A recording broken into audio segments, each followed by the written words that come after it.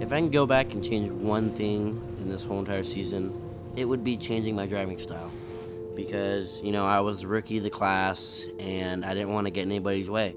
As soon as I kind of stepped it up, which was at Reno, I started driving more aggressive and I noticed a better outcome to it. Overall, it's just a big learning experience. We're still working at it and I still have a lot of room for improvement. The hardest thing about racing Pro 2 in this series was, definitely the transition from the mod kart to the Pro 2. And another one is actually, racing with the big dogs. I mean, it's really, really, really hard. You need seat time and a lot of practice and a lot of studying to be able to, be on their level.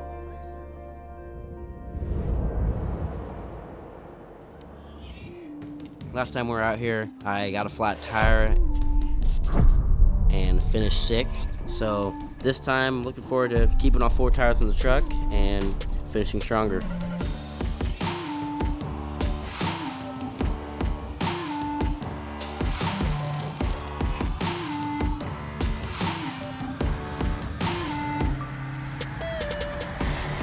The track, right off the bat, it's super duper heavy and there's just a lot of dirt.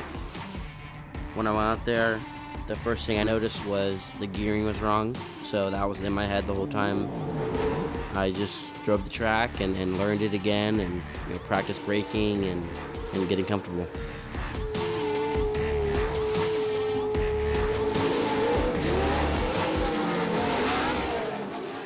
I will tell you, I actually went and stood in turn 1. It looks heavy. I mean, It's bitey, grippy. It's super heavy. It's super heavy. Well, that's what Ricky said on the radio. I mean, honestly, what you did going into, you over-rotated on your last lap coming out of the right-hander, which was almost perfect because it sets you up to go high. That's what I was doing. That was flipping ideal. Corey could come further right. So last time, and he backed the last corner up, so we got a good drive coming down the. You would have been on the inside going into turn 1, and you would have passed for sure. I mean, on a race conditions, I lived off a little bit. That was perfect. Heading out for the second practice, the thing that we changed was the gearing.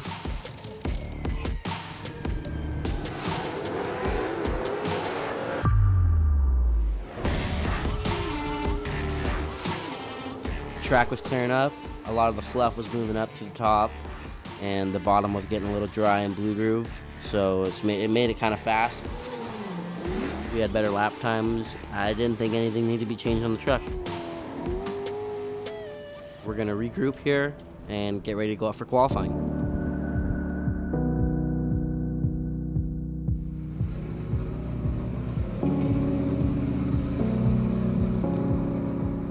To be able to have a successful qualifying run, the biggest thing is clean laps, no mistakes. You gotta stay smooth and you gotta make sure your exit from the corners are good. It's just, you gotta have that perfect lap.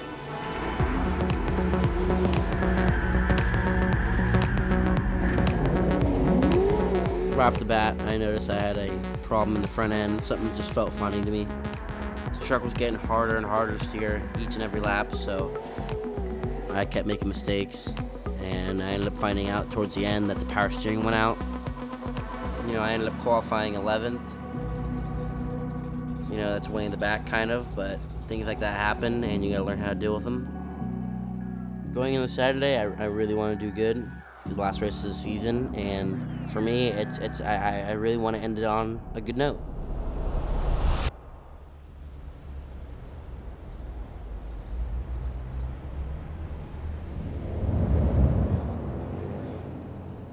Today there's no qualifying or practice or anything, so I really want some seat time in the truck before I go out there for the race, and also check the steering box, make sure it's all working good.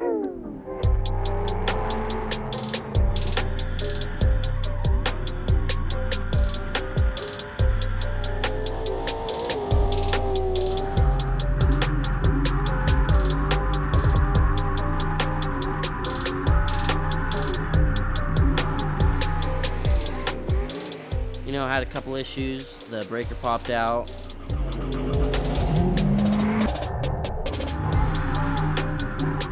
I made a couple mistakes, but overall the truck ran good and I'm feeling confident for the race.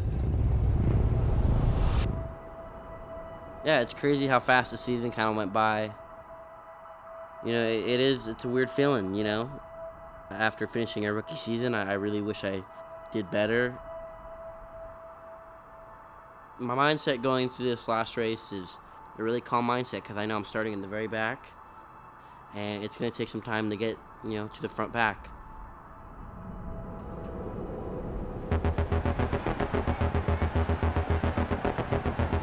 So the calm before the storm.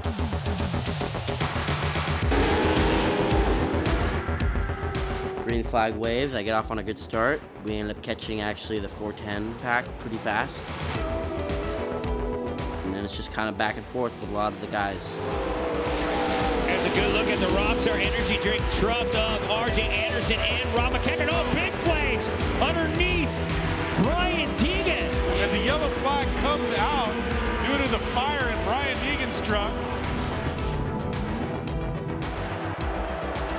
Looks like we're getting ready to go green flag racing.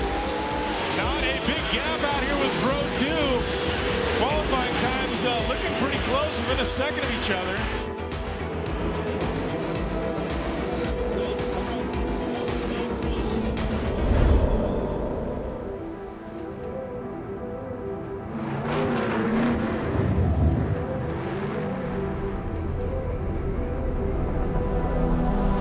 Ready? Maybe we probably need to post up somewhere So the else. only thing we gotta fix is turn 1. Yeah. So anytime you enter lane 4 and turn 1, I'm gonna kick you in the dick.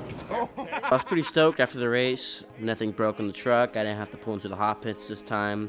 And it was really the first race I really actually got to finish from lap to lap on the same lead lap.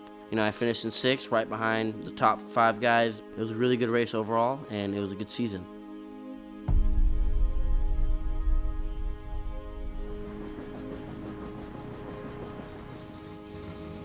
Once again, a nice aerial view, a packed house here in Chandler, Arizona. Off the left of your screen, look at the crowd here this weekend for the final round in 2019. The Challenge Cup is the gnarliest race of the entire season. It's the Pro 4s, Pro 2s, same track, at the same time, all racing together for $30,000 and a trophy cup. It's going to be a fun one, I'll tell you that. The green flag, it's go time! We are cup racing here at Wild Horse Pass for the Geico Off-Road Championship presented by General Tire. Going into turn 3, one truck over-rotates in front of me, and I end up hitting him with my front left wheel, which bends it pretty gnarly. From that incident, I ended up losing my front brakes. Right after that, they threw out a caution yellow, and I had to pull into the hot pit.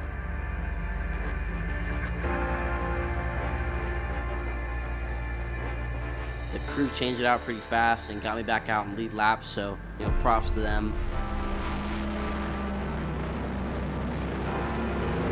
So that whole entire race, I only had rear brake, and it was just gnarly. It would just slide all the way to the top, and I'd shoot back down and get a good exit.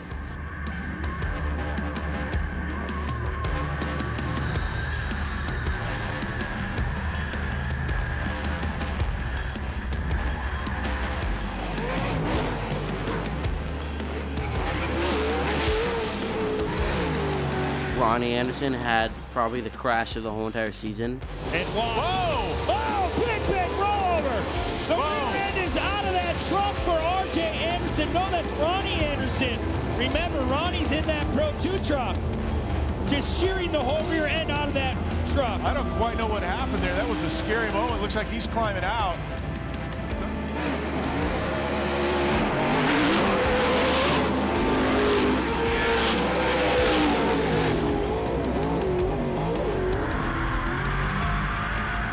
It was what I expected of the race. There was crashes, it was fun. I ended up placing 9th out of 20-something trucks, which was not too bad, you know, after losing brakes. It was a good finish. That was gnarly, man. Hey, good experience, dude. That race is no joke. I'm not really bummed about how the season went. I'm actually pretty stoked about it, and I was happy.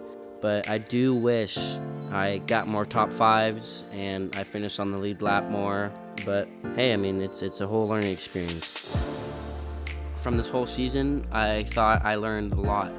I feel like I improved as a driver, not only my skills on the track, but mentally and physically. You know, I want to be like a sponge and soak in all the advice and all the information everybody gives me.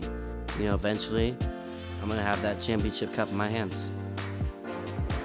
I'm super blessed to be able to have the opportunities I'm getting right now. You know, my parents, all my partners who were on board for this season and had my back since I started racing in this Pro 2. Going into this off season, you know, I'm going to be doing a lot of testing, and it's going to be a busy off season. I also have a new truck being built, so I'm looking forward to getting out on the track and running that truck and getting comfortable with it so I can come out swinging for next season.